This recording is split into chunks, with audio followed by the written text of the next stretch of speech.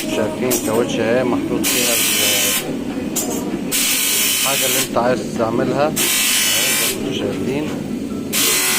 هحط لها البتاع ده هو الصواميل دي علشان تتعلم ما تروحش عن بعض، بحيث لما يركب عليها الغطا تبقى متعلقة ببعض اهي زي ما انتوا شايفين كده.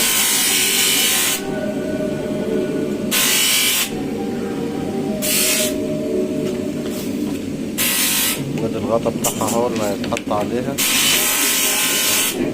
اهو. بودرة اهو، بودرة أطفال يعني بودرة تلج. والمثل انا عايزكم ليه تنزلوا صور وصور مشاهدين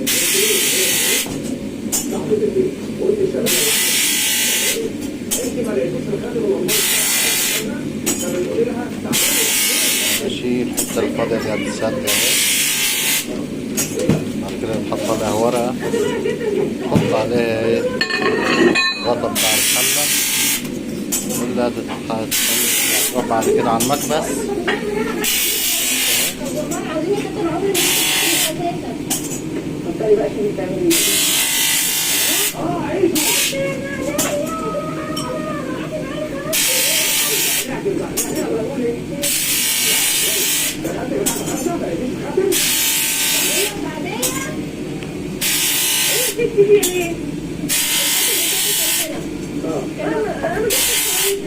كان موجود هنا امبارح ومفيش غير الدخل الاولى. لا الحقيقه يا جماعه الفلوس هتفضل ايه والبيع هتفضل بيع ارجع تاني حبايبي.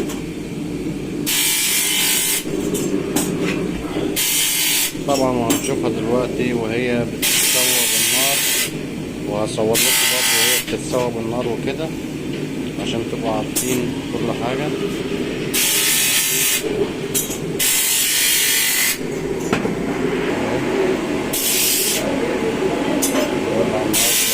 على الوقت 13 دقيقة بالظبط. ماشي بتتسوى